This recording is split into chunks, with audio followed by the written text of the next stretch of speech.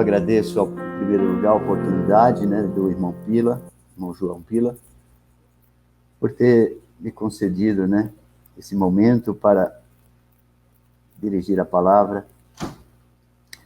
O irmão Ricardo, ele falou sobre a preparação, né? A gente pode até se preparar no nosso trabalho o máximo possível, mas quando se trata de fazer a obra de Deus, existe uma dependência maior, que é a inspiração do Espírito Santo de Deus, né?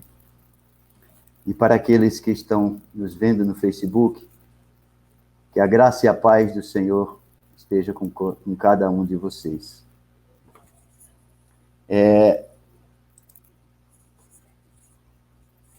O irmão Ricardo, ele fez um trabalho aqui muito bom.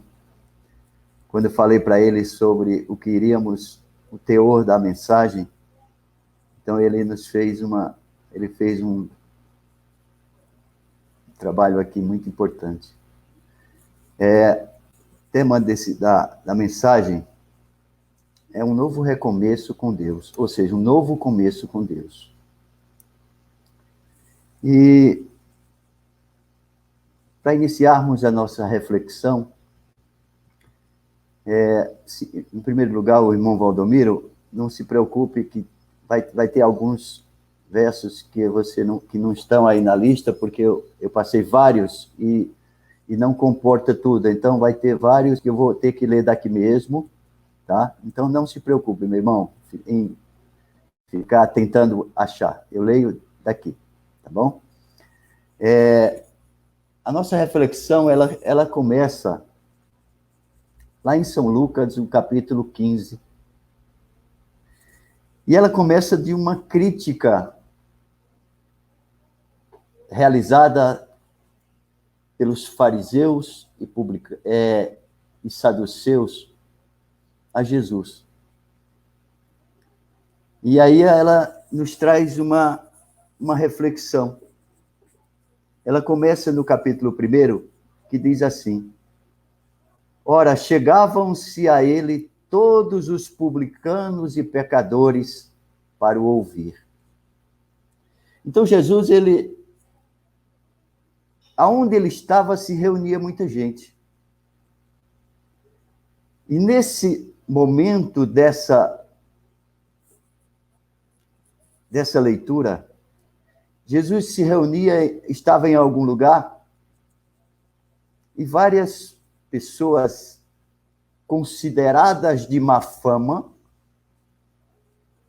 né? Publicanos e pecadores, é o que a Bíblia declara, se chegavam a ele.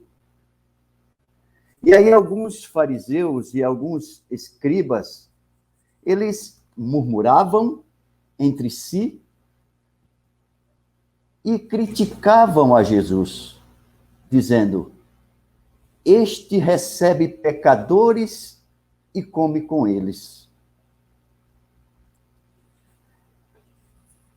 Aí é o seguinte, aí é onde eu penso o seguinte: até que ponto o homem ele desce, ele se introduz no pecado para que ele seja banido, para que não exista mais solução para ele. Aos nossos olhos, ou seja, aos olhos humanos, nós temos uma tendência de limitar e até de quantificar o quanto podemos pecar ou não para continuarmos sendo aceitos. Certa vez o apóstolo São Pedro, ele disse o seguinte: Senhor, até quantas vezes o meu irmão pode pecar contra mim e eu perdoá-lo? Até 7 vezes? Olha mesmo. Olha o que acontece nessa mensagem. Pedro, ele quantifica até um limite de pecados que pode ser perdoado. Jesus esclarece a Pedro uma coisa. Não, Pedro, não até 7, mas até 70 vezes 7. Pedro, ele quantifica, Jesus, ele expande e diz, olha, não existe limite para o perdão.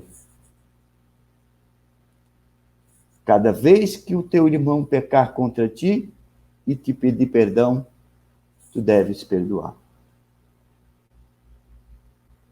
Aí Jesus, ele fala para se volta para esses escribas e fariseus, e ele diz o seguinte: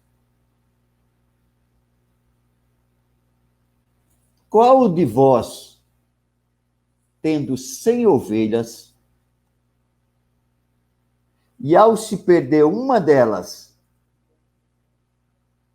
não deixará as 99 e irá buscar a que se perdeu? Os fariseus, eles mostram a condição humana de pensar com quem devo me relacionar. E Jesus, ele mostra a condição de Deus pensar como agir com o pecador. Aí Jesus, ele diz para os fariseus o seguinte: digo-vos que, ao encontrar a ovelha perdida, haverá alegria maior pela ovelha que foi encontrada do que pelas 99 que ficaram no aprisco. E ele resume isso quando diz: digo-vos que haverá maior alegria no céu por um pecador que se arrepende do que por 99 justos que não precisam de arrependimento. Jesus, ele desnuda a condição de pensamento do homem, de achar que existe um limite entre eu estar aqui e o pecador aqui. Jesus, ele não usava esse tipo de pensamento. Jesus, ele se aproximava do pecador, porque ele tinha prazer na salvação destes. A Bíblia fala que quanto maior o pecado, maior é a graça de Deus. Onde superabundou o pecado, onde maior foi a abundância da graça. Aí eu pergunto, aí vem outra reflexão, outra pergunta. Até que ponto o homem se afasta de Deus para ser rejeitado por Deus? Existe algum ponto em que o homem chega em que Deus disse, olha, não tem mais condição? Seria o fundo do poço na nossa linguagem, né? Jesus, ele conta uma história para exemplificar a condição do pecador e a condição de Deus. E ele diz o seguinte: certo homem, ele tinha dois filhos. O seu filho mais novo, certa vez, chegou ao pai e disse o seguinte: pai, eu quero que você reparta a parte que me cabe na herança, porque eu quero sair de casa. E com certeza o pai, com muita dor no coração, e talvez com muita tentativa de dissuadir o seu filho a não fazer isso, ele reparte os seus bens com o filho. E a Bíblia diz que o filho saiu pelo mundo. E a partir dali, a sua vida foi uma vida pregressa. Foi uma vida de afastamento de pecados. A Bíblia resume a vida daquele jovem quando diz: poucos dias depois, o filho mais moço, ajuntando tudo, partiu para um país distante.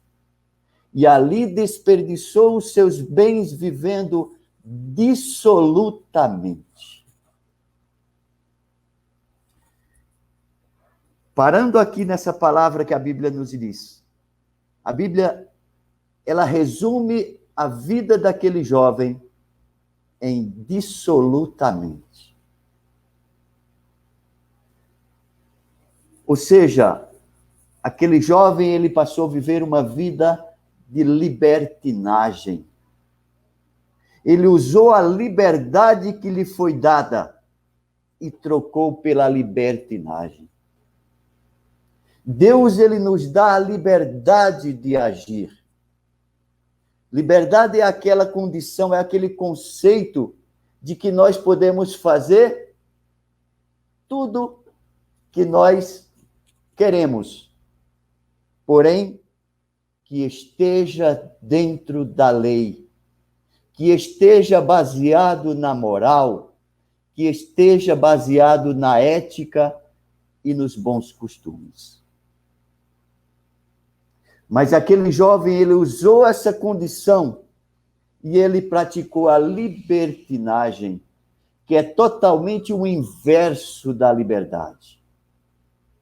A libertinagem é você fazer tudo o que você quer, sem respeitar o outro, sem respeitar a lei, sem respeitar a moral, sem respeitar os bons costumes e a ética. Foi assim a vida daquele jovem. Só que a Bíblia, ela também mostra que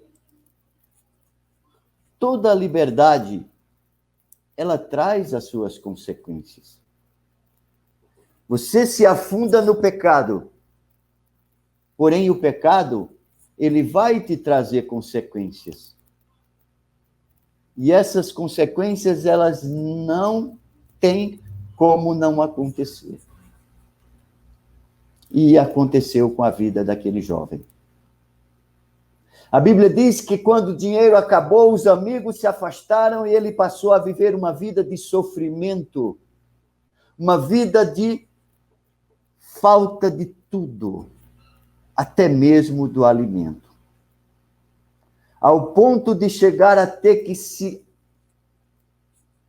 cuidar de porcos.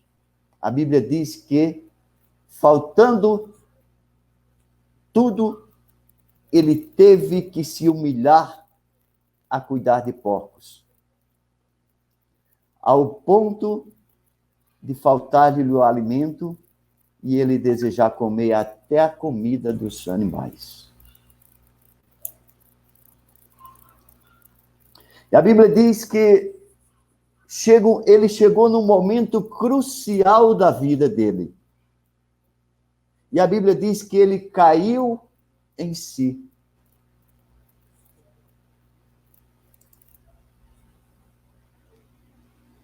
No versículo 17, ele diz: e caindo em si, porém em si, disse: quantos empregados de meu pai têm abundância de pão, e eu aqui padecendo fome?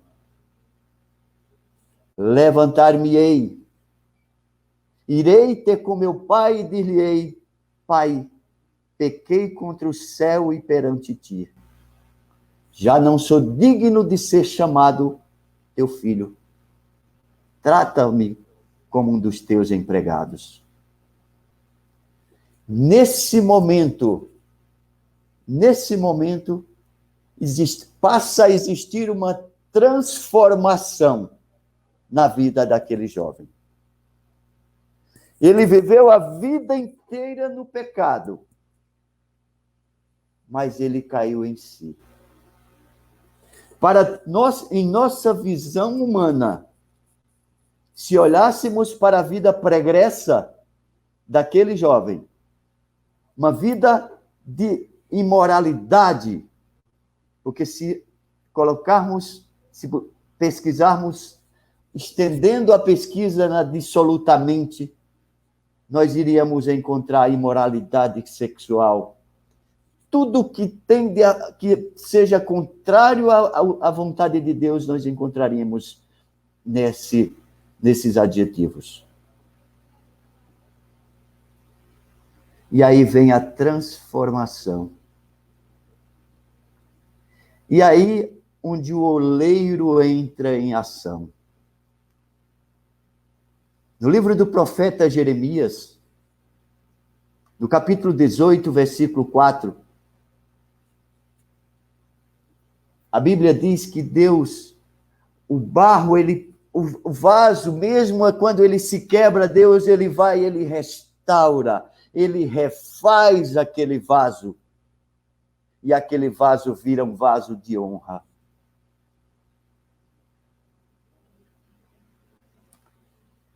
A Bíblia diz que só existe um ponto em que Deus considera que ali não tem mais jeito.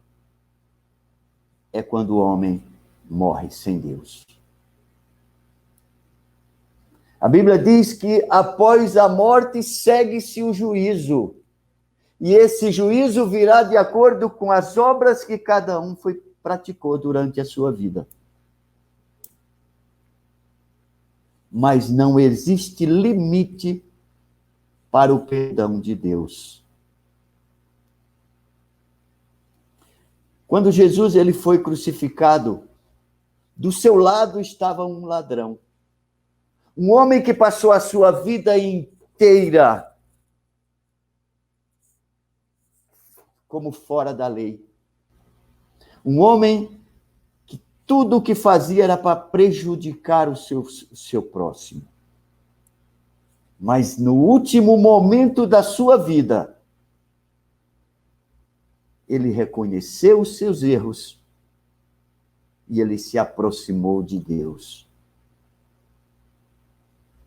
Então isso cai o nosso conceito de achar que aquele irmão que se afastou, muitas vezes, eu não sei se estou falando para alguém, que muitas vezes tem pensado naquele irmão que muitas vezes fraquejou na fé, muitas vezes se afastou da igreja, muitas vezes demorou a voltar para a igreja, e muitas vezes, por alguns, ele foi considerado como não tendo mais jeito.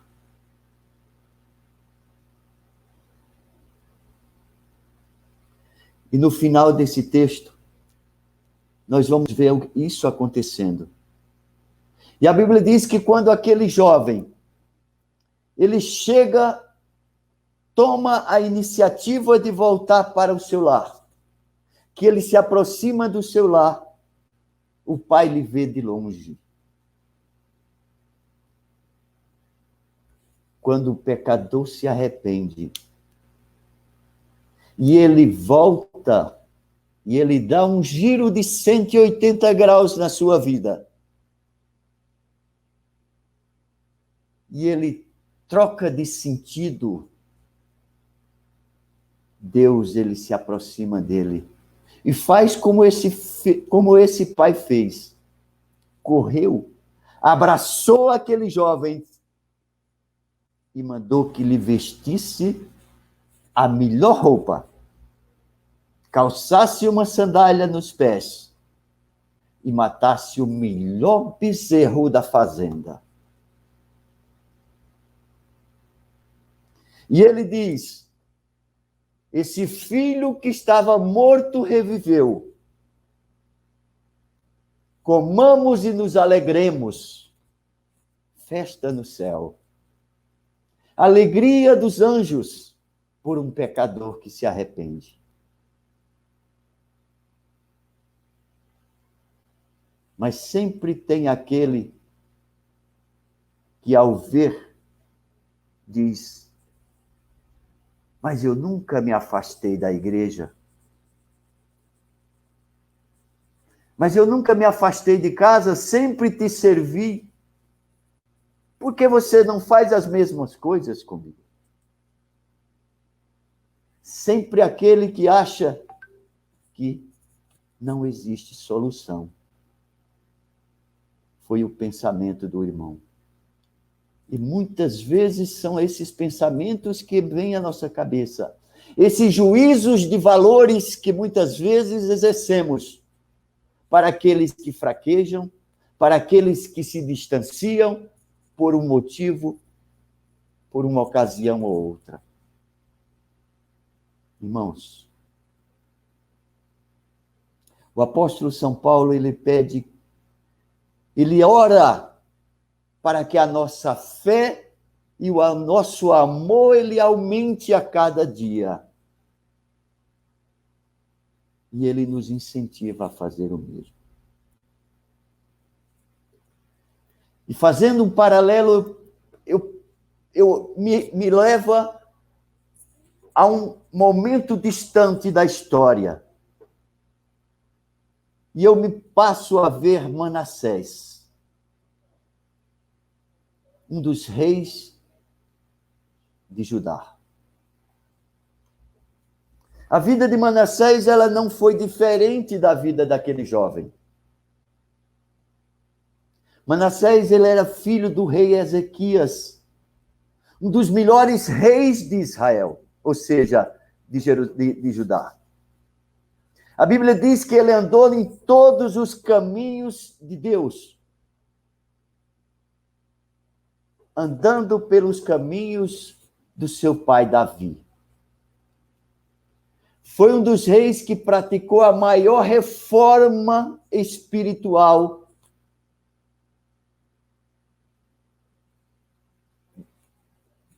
de Judá, de Jerusalém. Manassés, aos 12 anos de idade, ele exerce o trono, ele sobe no trono deixado por seu pai. Ele teve tudo, todos os exemplos possíveis para andar no caminho correto, para fazer a vontade de Deus, pois ele via o exemplo de seu pai em casa. Porém, não é assim que a Bíblia fala de Manassés. Lá em 2 Crônicas, capítulo 33, ele fala da vida de Manassés. E a Bíblia diz que Manassés, ele foi um dos piores reis de Israel, de Judá. A Bíblia diz que ele praticou tudo ao contrário do que o seu pai fez. Enquanto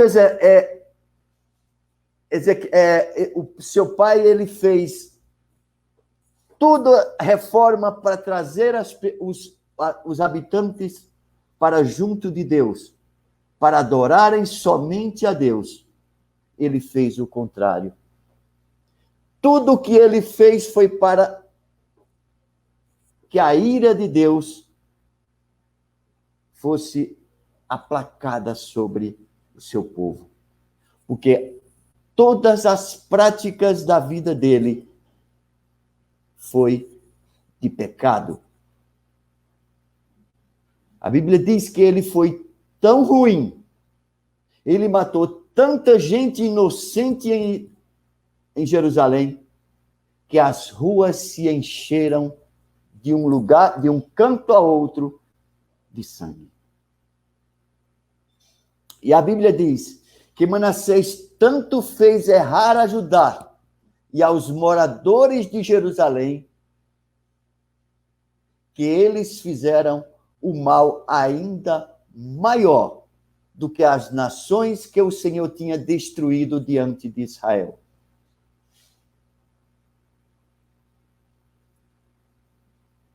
E Deus enviou os seus profetas para falar a Manassés e para falar ao povo Mas mesmo assim Manassés não deu ouvido.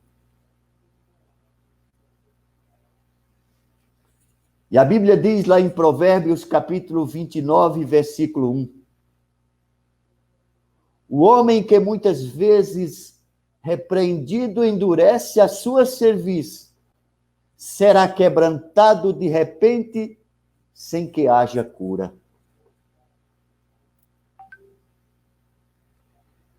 E as consequências dos pecados de Manassés e consequentemente, do povo de Jerusalém e de Judá, ou seja, de Judá,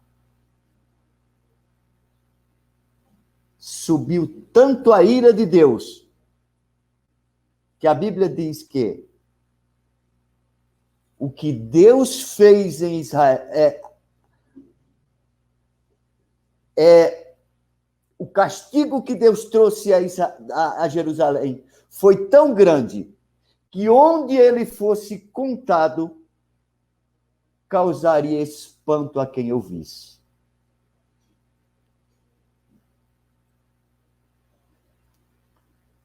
Como a Bíblia nos ensina, que todo pecado ele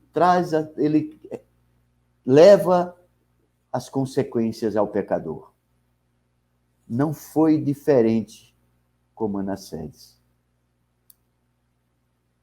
A Bíblia diz que no capítulo 33, versículo 11 de 2 Crônicas, irmão Valdomiro, não tenha preocupação, tá? Eu leio daqui porque teve bastante versículos que não foram possíveis colocar na lista, tá?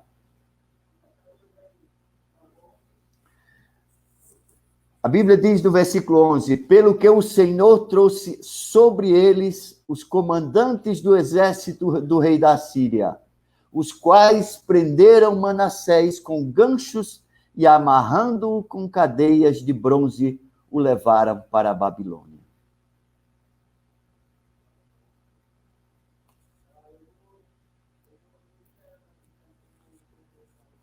Manassés, as consequências dos pecados de Manassés, ele foi tão grande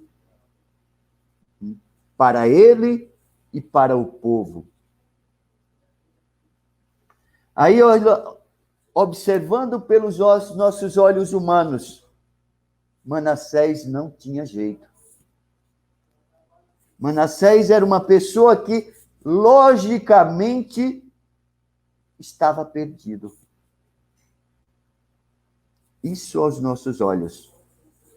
Qualquer pessoa que ouvisse a história de Manassés até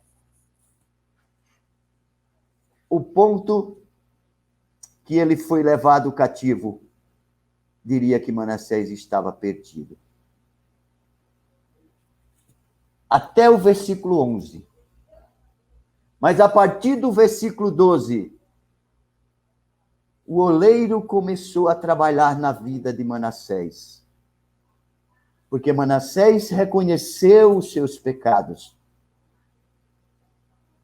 E a Bíblia diz lá em Provérbios, capítulo 28, versículo 13, que aquele que confessa os seus pecados e abandona-os, alcança misericórdia. A Bíblia ela não limita até aqui você pecou, a partir daqui você não tem mais jeito. Não.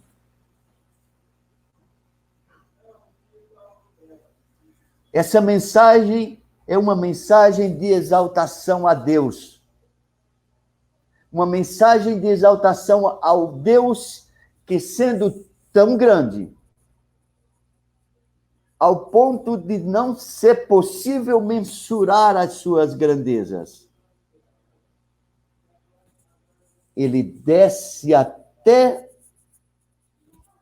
o lugar na condição humana do pecador.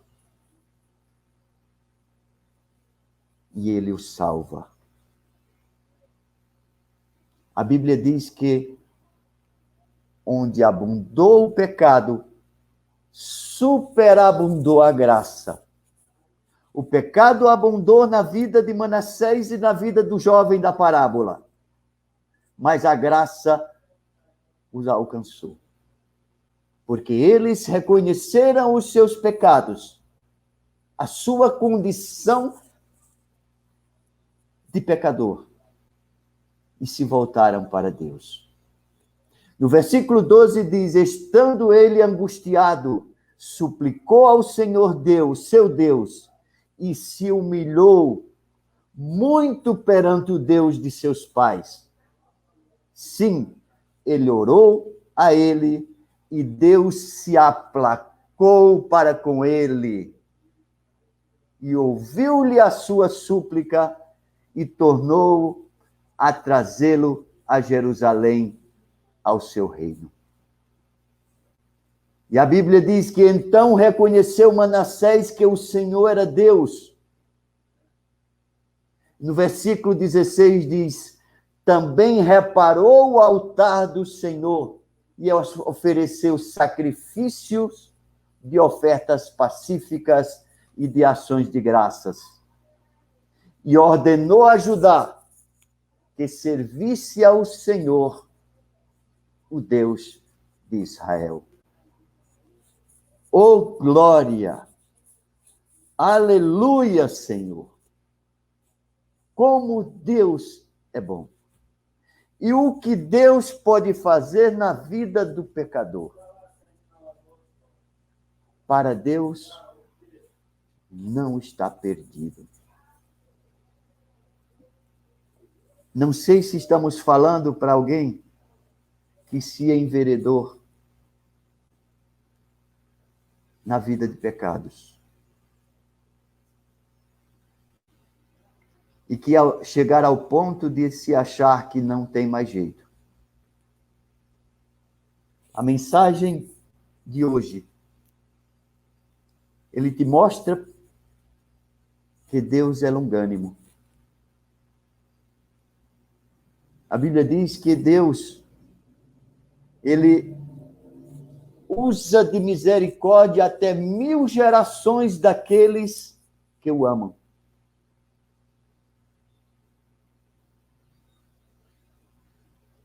E Deus, o amor de Deus, ele não tem limite. A Bíblia diz que Deus, ele aborrece o pecador. A mensagem da Bíblia é que Deus aborrece o pecador, mas ele jamais deixa de... aborrece o pecado, mas ele jamais deixa de ter esperança e amor ao pecador.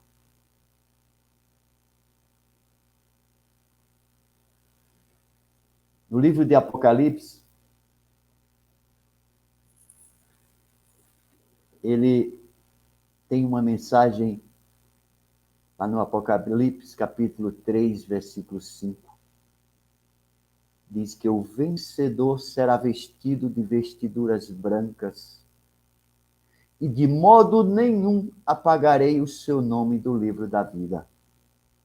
Pelo contrário, confessarei o seu nome diante de meu Pai e diante dos anjos, dos seus anjos.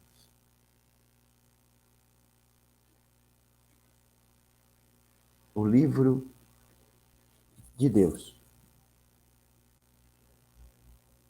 está escrito, os nomes que ali estão escritos, Deus jamais apagará até o último momento de vida. O apóstolo São Paulo certa vez disse: a ninguém julgueis antes do tempo. Jamais poderei julgar e achar que alguém está perdido enquanto existir sopro de vida nessa pessoa. Foi assim que aconteceu com aquele ladrão na cruz. Não importa a vida que ele levou, mas no último momento de vida, Deus o tomou para si. Porque ele se arrependeu dos seus pecados porque ele se entregou para Deus. E a Bíblia diz que ele se volta para Jesus e diz: Senhor, lembra-te de mim quando entrares no teu reino. De que Jesus teria que se lembrar daquele homem? O quê? Que vida ele teria que se lembrar?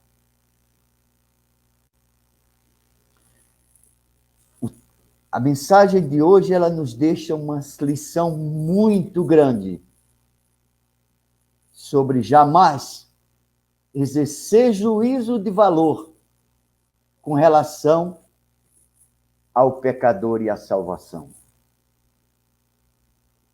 Porque nós não sabemos. Hoje eu poderei estar salvo, mas amanhã eu não sei. Assim como a vida do pecador inteira foi de pecado de Manassés, e chegou um momento que o oleiro refez o vaso, que o oleiro amassou aquele barro e fez tudo de novo. E olha o vaso que foi feito daquele barro que era Manassés. O fim da história é que diz que ele adorou somente a Deus, que ele reconheceu somente a Deus como seu filho único. Ou seja, como o único Deus verdadeiro. Um homem que até queimar seu filho em sacrifício a deuses pagãos. Mas Deus não o considerou perdido. Então, meu querido, Deus não te considera perdido.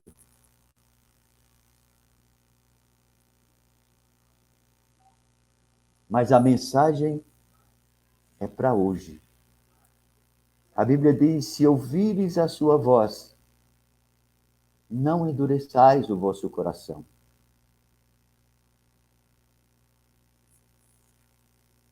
Porque Deus amou o mundo de tal maneira que deu o seu Filho unigênito, para que todo aquele que nele crê não pereça, mas tenha a vida eterna. A mensagem do Evangelho, ela está em miniatura ali na cruz do Calvário, naquelas duas cruzes ali. A cruz de Jesus e a cruz do ladrão. Ali é o resumo da mensagem da salvação. Ali é o resumo desse verso. O Filho único de Deus morrendo para salvar um pecador.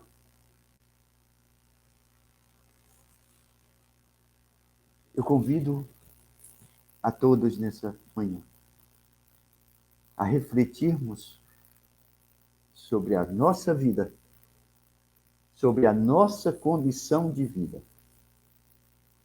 Ah, mas eu já vivo na igreja, eu participo de todos os cultos. Sim, mas isso.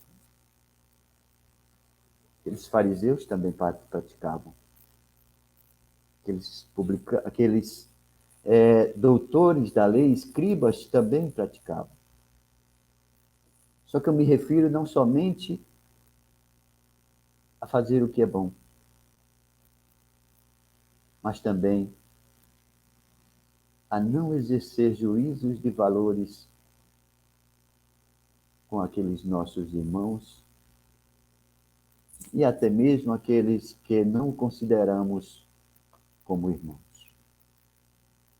Que Deus nos ajude, que Deus nos abençoe e que Deus transforme a nossa vida a cada dia. Em nome de Jesus.